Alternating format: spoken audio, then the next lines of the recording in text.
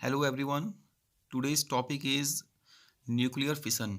Nuclear fission किसे कहते हैं? देखिए, nuclear fission is the phenomenon of splitting of a heavy nucleus usually a greater than 230 into two or more lighter nuclei by the bombardment of proton, neutron, alpha particle etcetera. Nuclear fission क्या है? Nuclear fission वो phenomena है जिसमें जो lighter nucleus हैं, जैसे आपका proton, neutron, alpha particles, इनका क्या किया जा रहा है? बॉम्बार्डिंग की जा रही है एक हैवी न्यूक्लियस पर, जिसके लिए ए की वैल्यू 230 से क्या होनी चाहिए? ज़्यादा होनी चाहिए। तो ऐसी सिचुएशन में हो क्या रहा है? जो हैवी न्यूक्लियस है वो दो या दो से अधिक पार्ट में क्या हो जा रहा है? ब्रेक हो जा रहा है। और ऐसी सिचुएशन में क्या होता है? बहुत सारी एनर्जी रिलीज होती है। समझ गए ना? तो न्यूक्लियर फिशन में क्या है आपका? लाइट एंड न्यूक्लियस की बॉम्बार्डिंग की जाती है हैवी न्यूक्लियस पर, और हैवी न्यूक्लियस क्या हो जाता है? दो या दो से अधिक पार्ट में डिवाइड हो जाता है, और इसके साथ साथ बहुत सारी एनर्जी रिलीज करता है। Energies associated with nuclear process are about a million times larger than chemical process. किसी केमिकल प्रोसेस के कंपेयर में जो न्यूक्लियर फिशन में जो एनर्जी रिलीज होती है, ठीक है, वो क्या होती है? मिलियन टाइम्स ज़्यादा होती है किसी भी केमिकल प्रोसेस की। In fission a heavy nucleus 92U238 breaks into two smaller fragments by the bombardment of thermal neutrons, low energy और slow moving। देखें, इन फिशन फिशन में होता क्या है? जो एक हैवी न्यूक्लियस है, जैसे यहाँ पर 92U235 की अगर हम बात करते हैं, तो इस पर क्या किया जा रहा है? आपका न्यूट्रॉन की बॉम्बार्डिंग की जा रही है। न्यूट्रॉन की बॉम्बार्डिंग करने पर जो आपका यूरेनियम है, ठीक है ना, यूरेनियम दो फ्रेगमेंट्स में ब्रेक हो जा रहा है, जिसमें एक है आपका बेरियम और दूसरा है आपका क्रिप्टन। बेरियम यानी 56 Ba141 और क्रिप्टन 36 Kr92। ठीक है, और इसके साथ साथ तीन न्यूट्रॉन्स क्या हो रहे हैं? वो भी रिलीज हो रहे हैं। और इसके साथ साथ जो क्यू है, ये क्या है आपका? ये न्यूक्लियर एनर्जी है जो इसमें बहुत ज़्यादा अमाउंट में इसमें रिलीज होती है। Q value here refer to the energy released in the nuclear process, which can be determined using Einstein's mass energy relation E equal to mc square। ये जो Q वैल्यू है, Q वैल्यू किसे कहते हैं?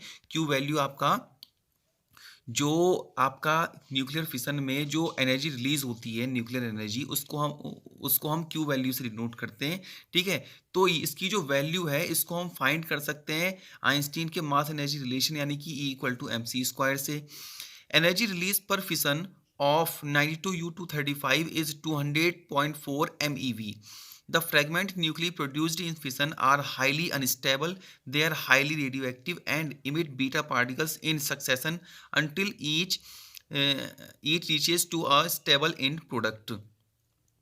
जो energy release होती है आपका यूरेनियम के न्यूक्लियस पर, जब हम न्यूट्रॉन की बॉम्बार्डिंग करते हैं तो उस पर जो एनर्जी रिलीज होती है वो कितनी होती है आपका? 200.4 MeV यानी 204 मेगा इलेक्ट्रॉन वोल्ट, जो कि बहुत ज़्यादा अमाउंट है एनर्जी का। The fragment nuclei produced in fission are highly unstable. और जो फ्रेगमेंट इसमें प्रोडक्ट होते हैं, ठीक है ना, जो प्रोड्यूस होते हैं फिशन में, वो क्या होते हैं आपका? हाईली अनस्टेबल होते हैं। They are highly radioactive, और ये क्या होते हैं? हाईली रेडियो एक्टिव होते हैं। And emit beta particles in succession, और क्या करते हैं? बीटा पार्टिकल्स को ये सक्सेसिवली क्या करते हैं? अपने में से इमिट करते रहते हैं। Each reaches to a stable end product, और ये प्रोसेस तब तक चलती रहती है जब तक कि एक स्टेबल प्रोडक्ट नहीं प्राप्त हो जाता। यानी कि अगर एक बार न्यूक्लियर फिशन रिएक्शन स्टार्ट हो गई तो अब ये कंटिन्यू चलती रहेगी।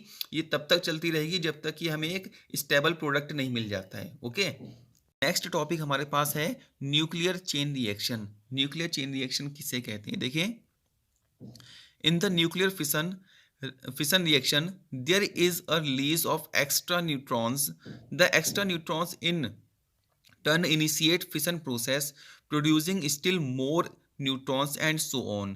Thus a chain of nuclear fission is set up called nuclear chain reaction। The chain reaction may be of two types। देखें, न्यूक्लियर चेन रिएक्शन में होता क्या है कि अभी हमने एग्जांपल देखा यूरेनियम का, उसमें क्या हो रहा था कि 3 न्यूट्रॉन्स एक्स्ट्रा बन रहे थे वहाँ पर प्रोडक्ट में। ठीक है, तो जैसे जैसे आपका न्यूक्लियस ब्रेक डाउन होते रहेगा, जो न्यूट्रॉन्स हैं वो भी क्या होंगे, वो भी प्रोड्यूस होंगे, और ये जो न्यूट्रॉन्स हैं कंटिन्यूअसली प्रोड्यूस होते जाएंगे और जो रिएक्शन है उसको आगे को बढ़ाते रहेंगे, ठीक है ना। तो इस तरीके से ये रिएक्शन आगे को चलती रहेगी। अब यहाँ पर क्या हो रहा है, न्यूट्रॉन की बॉम्बार्डिंग की जा रही है यूरेनियम में, और फॉर्मेशन में भी हमारे जो दो न्यूक्लियस बन रहे हैं उनके साथ साथ न्यूट्रॉन भी बन रहे हैं, और न्यूट्रॉन आगे तक बनते रहेंगे। तो इस टाइप की जो रिएक्शन होती है जो कंटिन्यूअसली चलती जाती है, तो उसे हम न्यूक्लियर चेन रिएक्शन कहते हैं। ये जो है दो टाइप की होती है, अनकंट्रोल्ड चेन रिएक्शन और कंट्रोल्ड चेन रिएक्शन, ठीक है। तो uncontrolled chain reaction, during fission reaction neutrons released are again absorbed by the fissile isotopes. जो फिशन रिएक्शन होती है उसमें क्या करते हैं, आपका न्यूट्रॉन्स रिलीज होते हैं और ये एब्जॉर्ब्ड कर दिए जाते हैं जो नए आइसोटॉप्स बनते हैं, ठीक है। that is self-sustaining and gives off energy at a rate that increases। ये जो होती है आपका सेल्फ सस्टेनिंग यानी कि ऑटोमेटिक होने लग जाती है रिएक्शन आगे को, एंड गिव्स ऑफ एनर्जी, और क्या देती है, हमें एनर्जी देती है at the rate that increases, और वो रेट जो इंक्रीज होता जाता है आपका rapidly with time leading to large amount of radiation. Time के साथ साथ जो एनर्जी का जो अमाउंट है वो क्या होते जाता है, आपका इंक्रीज होते जाता है, ठीक है। और इसमें क्या होता है, लार्ज अमाउंट में रेडिएशन निकलता है। This is called uncontrolled chain reaction. इस टाइप की रिएक्शन को हम क्या बोलते हैं, अनकंट्रोल्ड चेन रिएक्शन बोलते हैं। इस टाइप की रिएक्शन जो है कॉमनली देखी जाती है आपका एटम बॉम्ब में, ठीक है ना। जो एटम बॉम्ब है उसमें जो रिएक्शन होती है आपका वो कैसी होती है, आपका अनकंट्रोल्ड चेन रिएक्शन होती है। यहाँ पर कंटिन्यूअसली जो है आपका जो आइसोटॉप्स नए बनते जाते हैं वो न्यूट्रॉन्स के साथ रिएक्शन कर करके आगे को रिएक्शन को आगे को बढ़ाते हैं और बहुत सारा एनर्जी का अमाउंट रिलीज करते हैं। नेक्स्ट रिएक्शन है हमारे पास controlled chain reaction. Controlled chain reaction क्या होती है, देखें, if by some means the reaction is controlled in such a way that only one of the neutron emitted in a fission causes another fission, then the fission rate remains constant and the energy is released steadily. Such a chain reaction is called controlled chain reaction। इस type की reaction में होता क्या है कि एक ही हम मतलब कुछ ऐसी प्रोसेस करेंगे जब न्यूक्लियर रिएक्शन चल रही होगी कि उसमें से केवल एक न्यूट्रॉन इमिट हो और वो आगे को भी क्या कहते हैं रिएक्शन करे, तो उसमें भी क्या करे, एक ही न्यूट्रॉन आगे को भी इमिट करे, ठीक है। तो ऐसी सिचुएशन में क्या होगा, आपका जो फिशन रेट होगा वो हमेशा कांस्टेंट रहेगा क्योंकि एक ही न्यूट्रॉन निकल रहा है और वो फिर आगे को रिएक्शन करेगा और आगे भी एक ही न्यूट्रॉन निकलेंगे और वो भी आगे को रिएक्शन करते रहेंगे। तो ऐसी सिचुएशन में जो फिशन रेट होगा वो क्या रहेगा, आपका कांस्टेंट रहेगा, और जो एनर्जी जो इसमें निकलेगी वो भी क्या रहेगी, आपका उसका भी एक जो अमाउंट होगा वो भी फिक्स अमाउंट में एनर्जी रिलीज होगी। तो इस टाइप की जो रिएक्शन है उसको हम कंट्रोल्ड चेन रिएक्शन कहते हैं। It is used in nuclear reactor. जो न्यूक्लियर रिएक्टर्स होते हैं उनमें आपका कंट्रोल्ड चेन रिएक्शन कराई जाती है। The sustained feasibility of nuclear chain reaction depends on the multiplication factor और reproduction factor K। जो sustained feasibility होती है किसी भी चेन रिएक्शन की वो एक फैक्टर पर डिपेंड करती है जिसको हम मल्टीप्लिकेशन फैक्टर या रिप्रोडक्शन फैक्टर कहते हैं, और इसको K से डिनोट किया जाता है। और K इक्वल टू हमारे पास होता है rate of production of neutrons upon rate of loss of neutrons, ठीक है ना। यानी if K equal to 1, the operation of reactor is said to be critical. It is what we wish to be for steady power operation। अगर K equal to 1 होगा तो इस operation को हम क्या बोलेंगे, आपका क्रिटिकल बोलेंगे, ठीक है ना। It is what we wish to be for study power operations. यानी कि अब इस प्रोसेस में हो क्या रहा है कि जितने न्यूट्रॉन्स का प्रोडक्शन हो रहा है वो बराबर होगा आपका जितने न्यूट्रॉन्स का लॉस हो रहा है, ठीक है ना। तो इसीलिए इस सिचुएशन को हम क्रिटिकल बोलेंगे।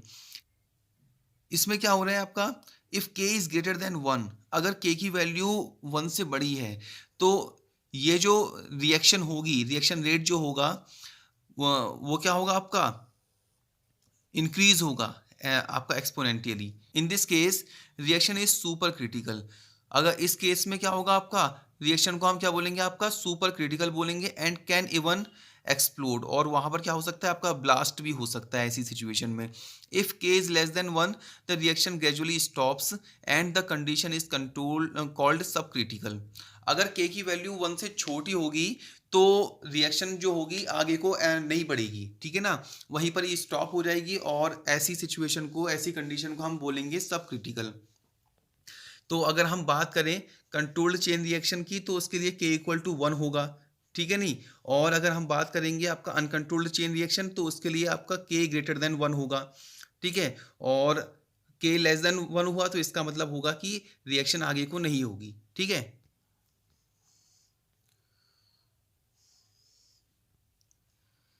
इसके बाद है हमारा न्यूक्लियर फ्यूजन।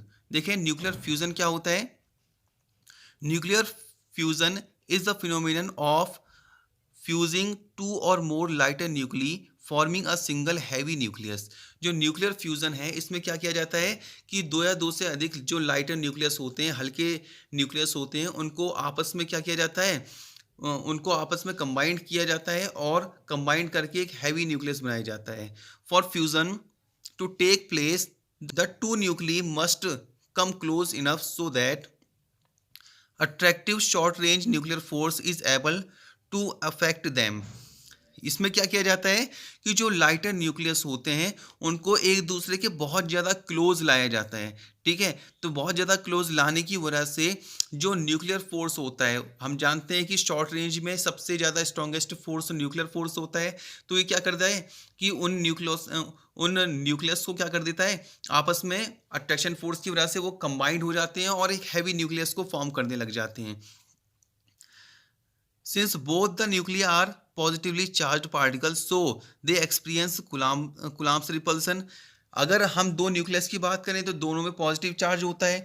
जब हम इन दोनों को क्या करेंगे, आपस में नज़दीक लाएंगे, तो इनके बीच में क्या लगेगा, एक रिपल्सन फोर्स लगेगा, जो क्या करेगा, इनको पीछे को धकेलेगा, मतलब आपस में मिलने नहीं देगा।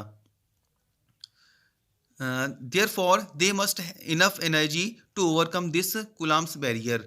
तो इसके लिए जो है हमारे पास इतनी एनर्जी होनी चाहिए कि वो कुलाम बैरियर को क्या कर सके, तोड़ सके। कुलाम बैरियर से मतलब, कहने का मतलब ये है कि वो एनर्जी जिसकी रिक्वायरमेंट होगी दो न्यूक्लियस को आपस में कंबाइंड करने की, अगर हम इतनी इनफ एनर्जी दे देंगे तो डेफिनेटली वो जो दोनों न्यूक्लियस हैं आपस में कंबाइंड हो जाएंगे। अगर हम इतनी एनर्जी नहीं देंगे तो कुलाम रिपल्सिव फोर्स लगने की वजह से हम उन दोनों न्यूक्लियस को आपस में कंबाइंड नहीं कर सकते हैं, ठीक है।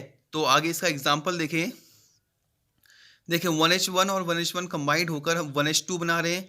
इसके साथ एक प्रोटॉन बनना है आपका, और इसके साथ बहुत ज़्यादा अमाउंट में क्या निकल रही है, हीट भी निकल रही है, ठीक है ना, रेडिएशन भी निकल रहा है।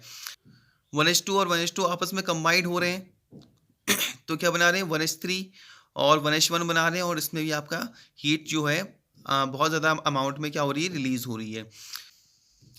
Fusion of hydrogen nuclei into helium nuclei is the source of energy of most of the stars including the sun. ये जो फ्यूजन है जिसमें आपका हाइड्रोजन न्यूक्ली क्या हो रहे हैं, आपस में कंबाइंड होकर हीलियम न्यूक्ली को फॉर्म कर रहे हैं, तो ये सोर्स होता है कौन सी एनर्जी का, जो स्टार्स की जो एनर्जी है, या जिसमें आपका सन भी आता है। तो सन में जो प्रोसेस चलती है वो कौन सी प्रोसेस है, आपका न्यूक्लियर फ्यूजन है, ठीक है ना। इस प्रोसेस पर काम करने वाला एक बॉम्ब भी बनाया गया है जिसको हम हाइड्रोजन बॉम्ब बोलते हैं, ठीक है ना। उसमें भी क्या होता है, आपका न्यूक्लियर फ्यूजन होता है, उसमें हाइड्रोजन एटम्स को कंबाइंड करके क्या किया जाता है, आपका एक हैवी न्यूक्लियस बनाया जाता है जिसमें बहुत ज़्यादा अमाउंट में हीट रिलीज होती है। Okay, so that's all for today. मिलते हैं नेक्स्ट वीडियो में एक नए टॉपिक के साथ। Thank you.